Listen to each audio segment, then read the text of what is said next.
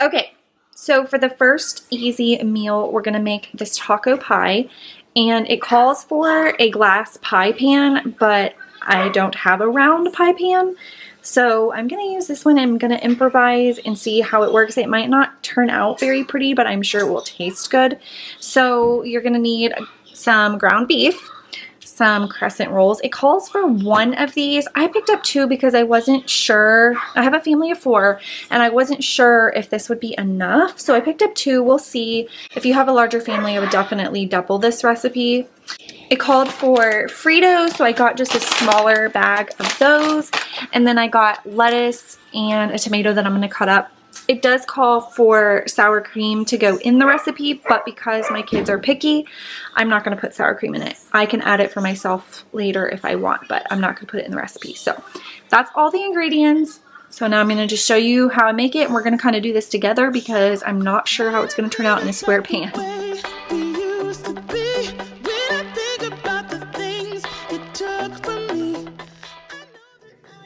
So I don't think I said in the beginning of the video, but you are to preheat your oven to 350, but you could always just follow the instructions on your crescent rolls just in case maybe they're a different brand or something like that. But I did end up using both packs, and I do recommend using a round pie pan if you have it. It did work out. It tasted great for us, but it just didn't look as cute as it did on Pinterest.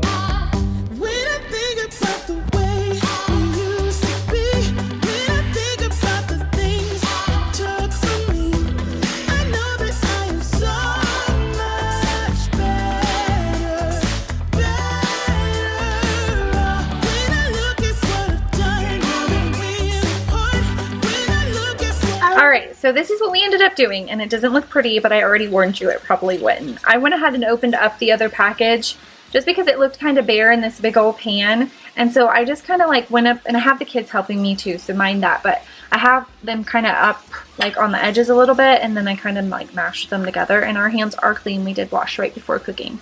So now we're going to move to the next part of the recipe, but I just wanted to like let you know that it's not supposed to look like this. If you have a round pie pan, you're supposed to just put these in and like kind of put the crust over the edge all the way around, and it looks pretty, but we're improvising here.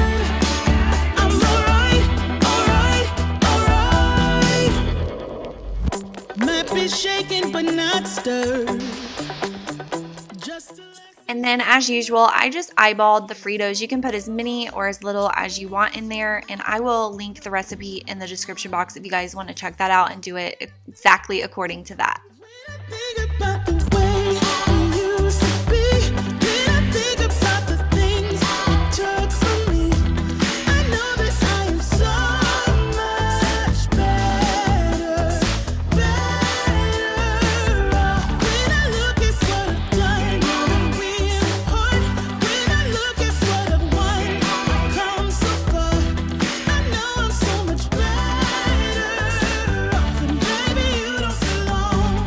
Okay, so after we ground the beef, we went ahead and put the Choco seasoning in, and then I've spread that out over, and now we're going to do the cheese. The girls want to do the cheese.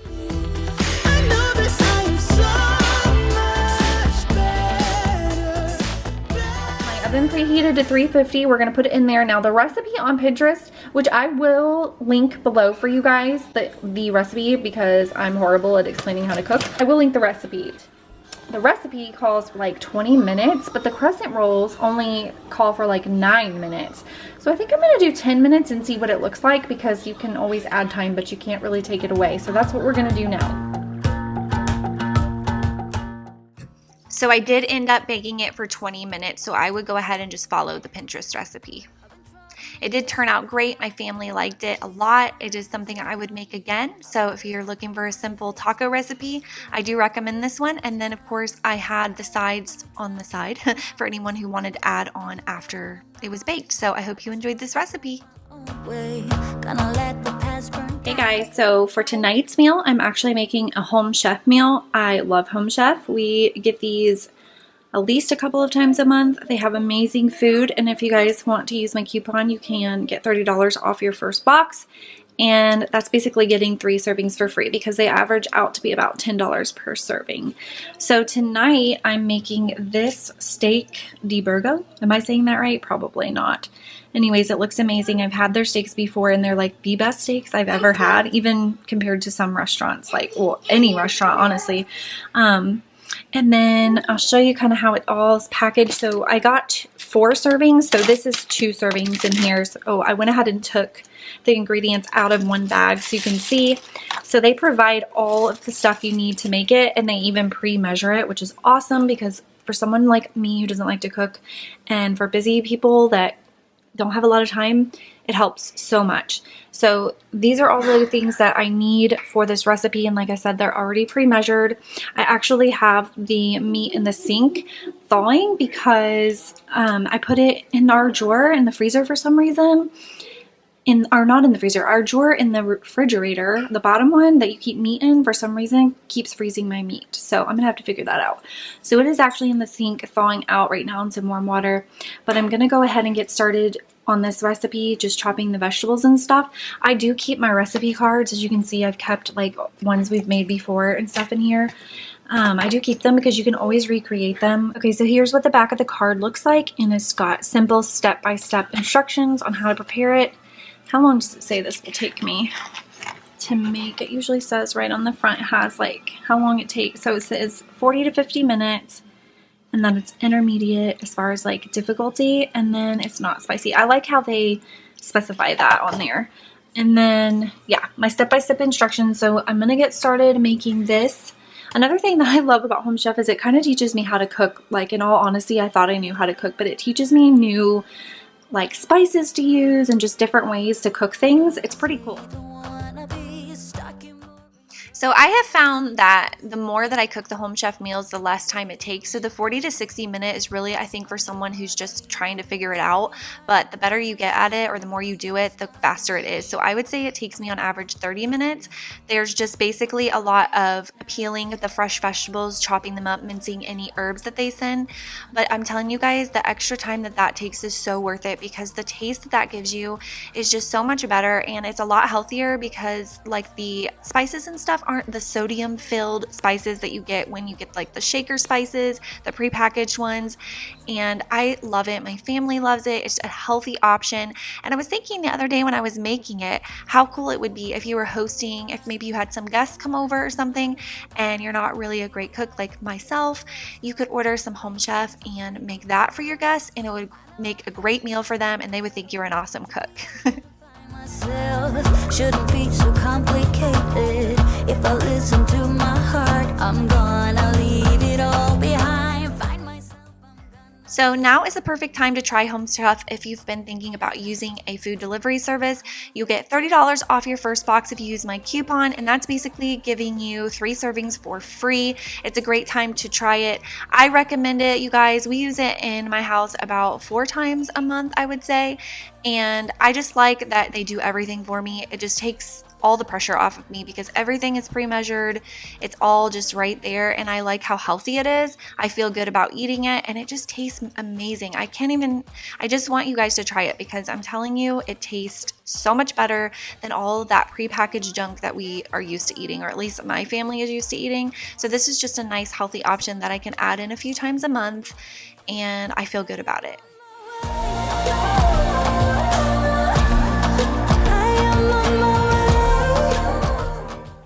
So for this recipe, I basically just chopped up my vegetables and I coated my carrots with olive oil. I put salt and pepper and then added in the thyme, and then I boiled the potatoes.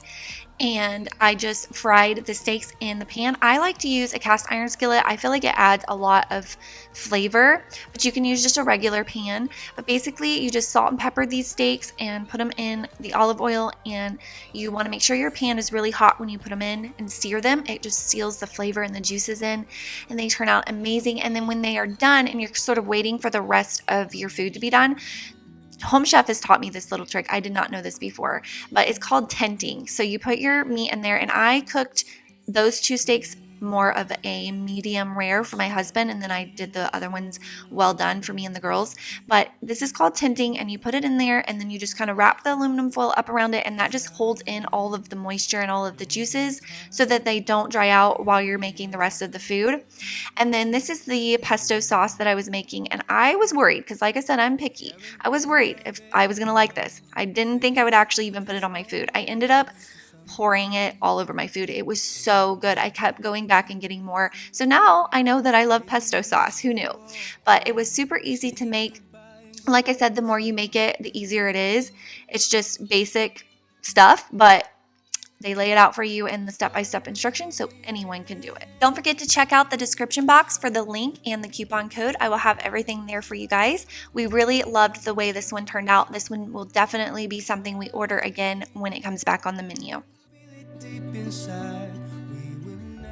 Hey guys, so tonight I'm going to be making chili. I made this on my channel before, and some people were unhappy with me for naming it chili, but this is just what I grew up with it being called. If you want to call it toe jam, that's on you. I don't care what you call it, but we call it chili. So this is what I'm going to make for you tonight. It's a super easy recipe, and my family loves it. It's great for cold, wintry nights. It is raining and cold outside, so it is perfect for tonight. The only thing that I have here that I don't usually use is this Hunt's pasta sauce and garlic and herb. I totally spaced it and didn't get just regular tomato sauce, which is what I normally use, but I'm going to try this out and see how it works. It shouldn't really make it, I'm sure it won't make it taste too bad, but we'll see. I'll let you know. But if you're making this recipe, I recommend just using regular tomato sauce, but at the end of this, I may end up recommending that. Who knows? So I'm going to go ahead and show you guys how to make this. It takes like 10 minutes. So I have my ground beef cooking, and you're going to just want to brown this. And I have this little meat mincer thing, or meat chopper. And I got this actually from the Pampered Chef, but you can find these at Walmart, Target, anywhere. And they're just like a meat chopper or a meat mincer. And I love it because this is what it does. It just chops up the meat really good. And I get asked about that a lot. So I wanted to share with you guys this time where it is from. So it is from the Pampered Chef, but you can find them at Walmart.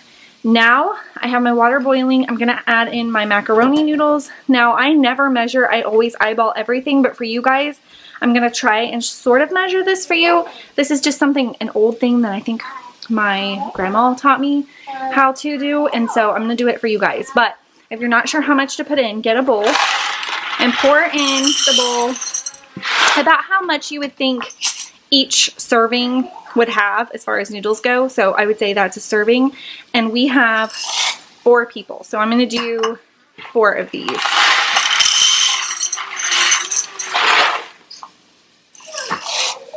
Ew, what was that?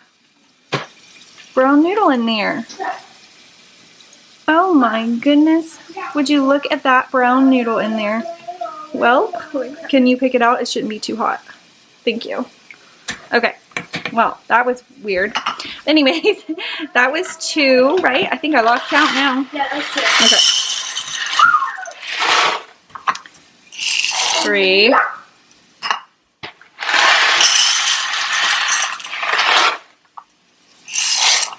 4. So that would be about how many noodles that I will put in our chili. So just an idea of kind of how to measure, because I'm just really not that great at measuring, guys. I eyeball almost everything. So that's about how I would do it. And you can do more or less depending on, you know, if you guys want more or less noodles, but we like noodles. So I just did 4 bowls because we have 4 people. Okay, now we have the noodles strained and the meat. So I'm just adding them together. Now I'm adding in my tomato sauce. And I'm going to keep this can because I'll show you why in a minute. So don't throw that can away. Now I'm adding in my chili beans. And I get the mild ones. You can get whatever kind your family likes. And now I'm adding in the chili seasoning packet. I'm actually going to keep this on low because I'm going to stir this all together now.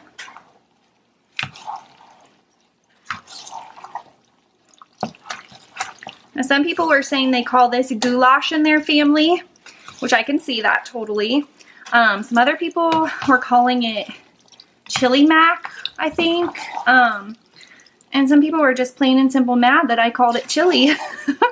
But anyways, this is just what I grew up on. My husband grew up on this same recipe, and we've always just called it chili. So now you're pretty much done. I did save that can because sometimes you might find that it's a little bit dry. And what I will do is save that tomato can and then add a little water into that and pour it in, because it gets some more of that tomato sauce out of the can. But in this case, it looks like I've got about the perfect texture. So I'm going to leave it just like that. I'm going to leave it on low and let it cook together for a few minutes, and it's ready to serve. Okay, so how we like to do our chili is I like to add some saltine crackers and then put some cheddar cheese on the top. When I did my last video, I asked you guys how you like to do yours, and a lot of people said they add Fritos, sour cream.